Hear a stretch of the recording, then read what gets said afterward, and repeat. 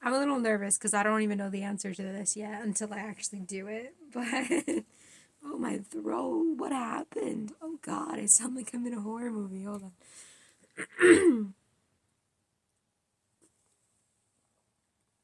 I'm good. And this is water. It's water in the cayenne, sparkling water. Not the point. That was not how you start off a video. But I think it's funny that it happened, so I'm not redoing it. But hi, my name is Jasmine. I run the Crochetery here on YouTube, and today I'm going to be trying to use up one ball of yarn. Well, technically, there's multiple balls next to me here, but specifically one. And the ball I want to use is this one. It's a nice color and sweet snuggles of light. Don't ask me the color. I don't have it. If I had to guess, I think it's sand. I think it's called sand, but I don't have the label on it anymore. And it's barfing on me, as you can see here, because of that. She didn't come prepared to film this, but I figured, you know, it would be a fun little journey because I didn't do it yet. You guys haven't seen it yet, so why not do it together? So I'm going to be using up this ball of light brown, this ball of dark brown, which does have the label on it. This one is called Java. Java. I don't know, man. Dark brown. And then just some Burnett Blanket white. And then maybe these little mini colors. I think these are like weight 3 yarns. I bought them in like a big crochet pack. So I have a bunch of them lying around because I don't really use this size yarn. But I might be using this. I'm not sure yet.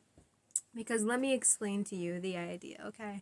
This isn't just any ball of yarn that I'm using to do specifically for myself. This is for a market make. That was probably in the thumbnail, and you're like, yeah, I saw that. It was in the title. I don't know why you're introducing this to me now. But let me explain what a market make is to me in my eyes. It's something that I make specifically for markets and not with the intention of making it for myself, for me wanting to make it, or for a potential sale. It's something I know probably will sell. So that's why I call it a market make. And I'll give you an example of them. So one example of a market make I have next to me, which I have to just reach over and grab, I'm sorry, is axolotls. So I made this blue one as a request by somebody that was at my last craft show. I had the pink ones because axolotls are pink, but they wanted boy color, so I made it a blue. So this blue axolotl, it's not something that I would make a lot of personally. I think it is really cute in its own nature. But, like, if I were to just make one of these, it would be like, yeah, this is cute. But then it sells well at markets, and then you make a bunch of them.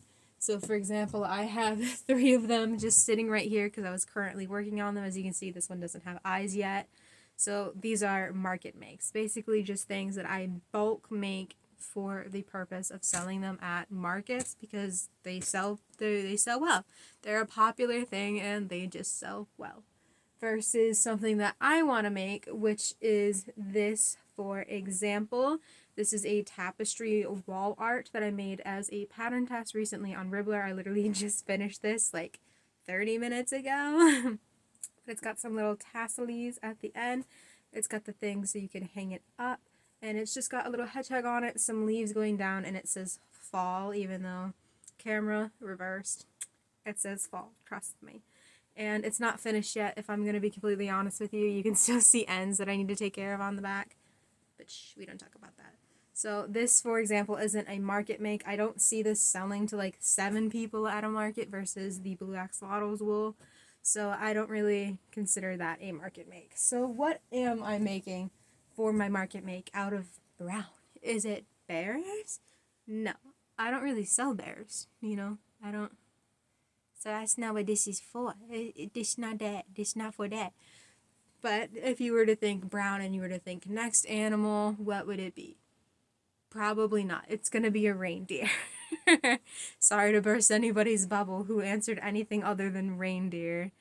But it's going to be a reindeer. So we've got the main body color, the accented color, and then the body color.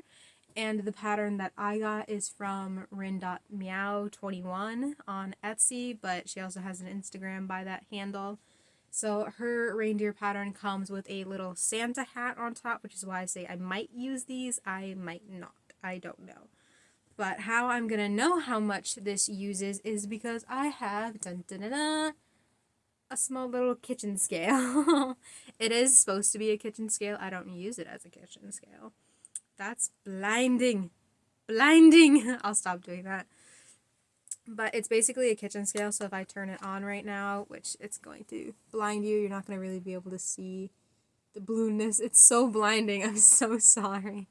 But the letters, it does have letters right now. It currently says unset, so it does have letters right now. But I'm going to set this on the floor because that's usually what I measure on and let that calibrate for a second. Now it says 0 on it. So how I use the scale is because these will come measuring in a multiple different things, and I'll get a little bit closer to you so you could see what I mean on the ball of yarn here. Okay, you're very good at presenting yourself. Come on now. But it says 218 yards, 8.8 ounces, 200 meters, or 250 grams. And this is how you can measure yours, and my kitchen scale weighs in grams here. So that's how I like to weigh it.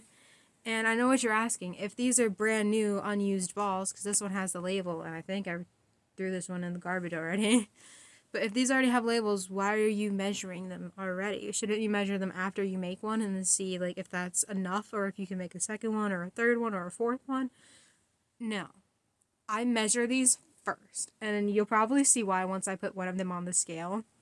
Is because sometimes it'll say 250 on here, but in my experience sometimes 250 will be 249 without the label. Sometimes that'll be 251 without the label.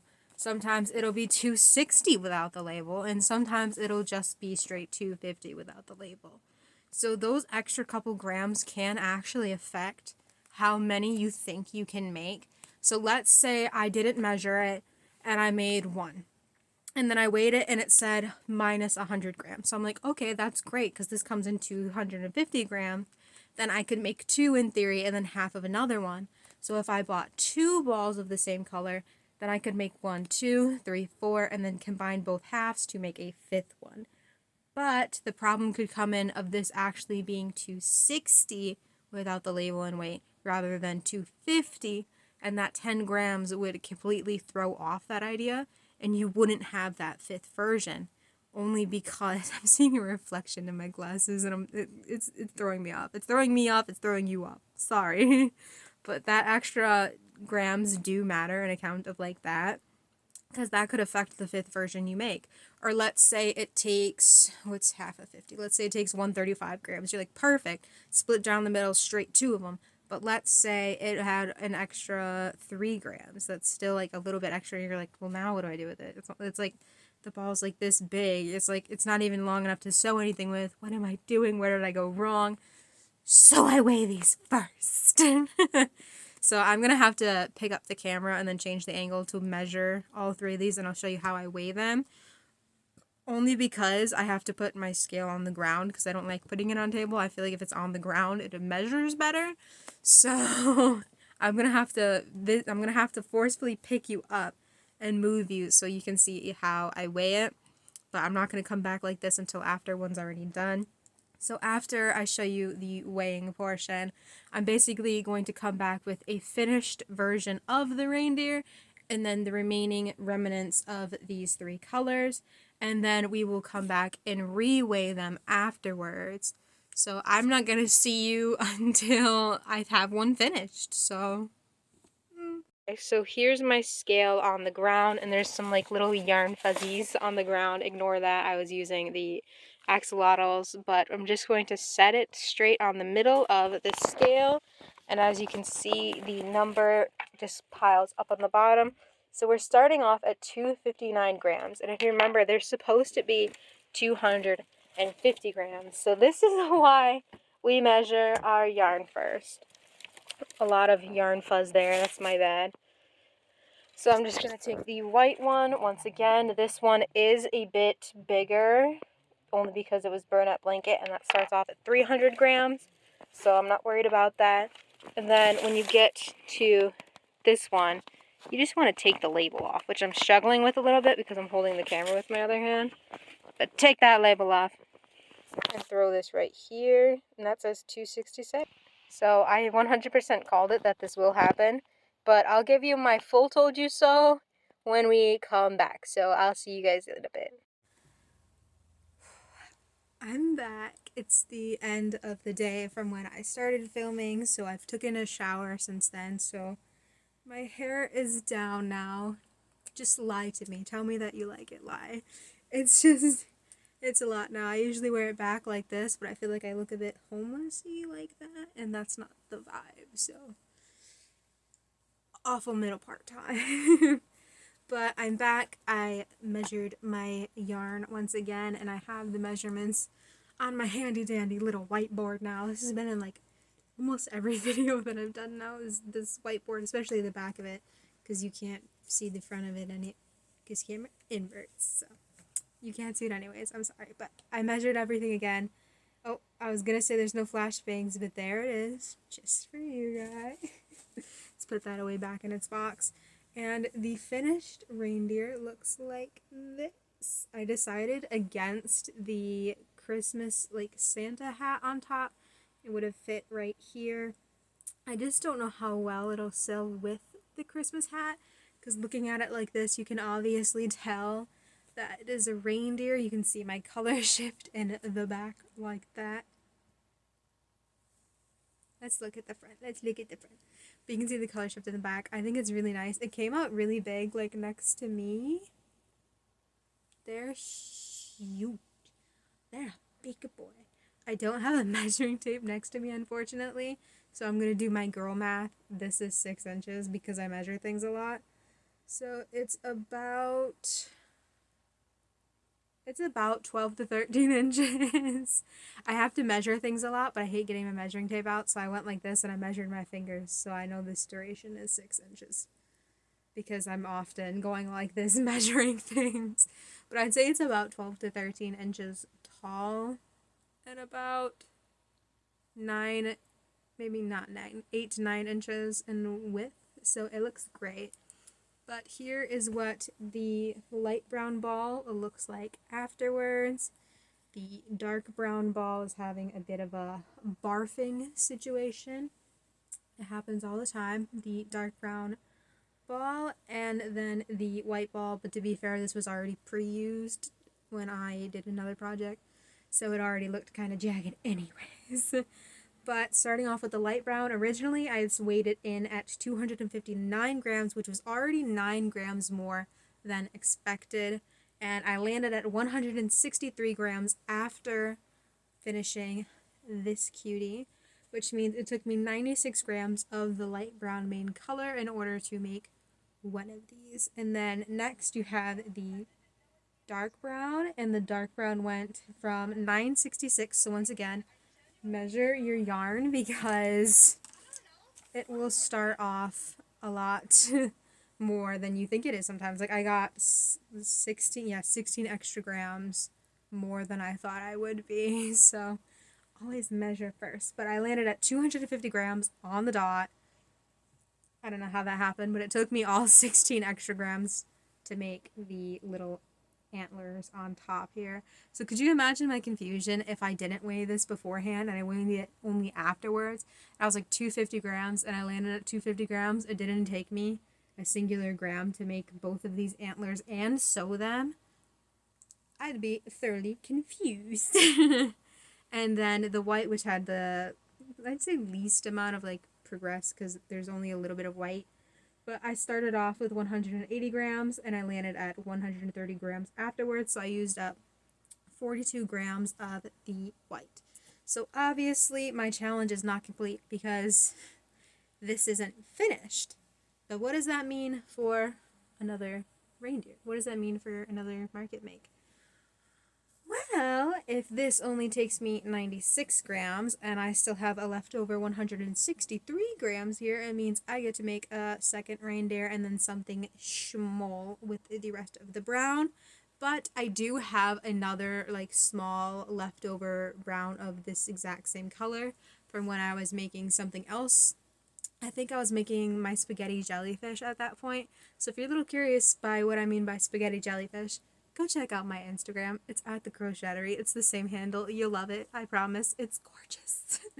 But it's the brown that I used for that. So I'm going to make a second reindeer, and then I'm going to grab the extra brown ball from that project.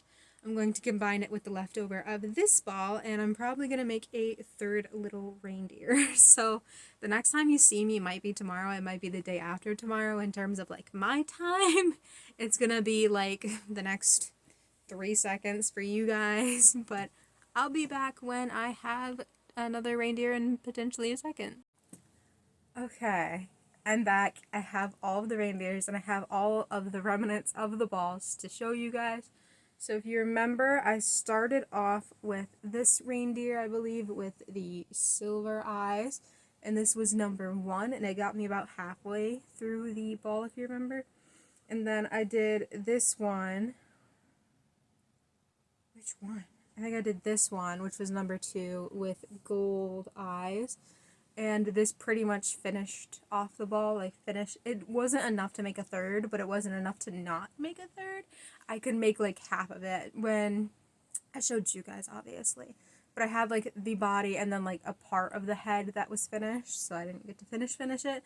But I had that little ball of brown left over from another project, which I used to make a third one. And this one's got green safety eyes. So I might have showed you these out of order. I honestly don't remember. But technically, I only made 2 1/3 of a reindeer. But I have 3 reindeers here. So that's your final answer. I will show you what the balls look like afterwards.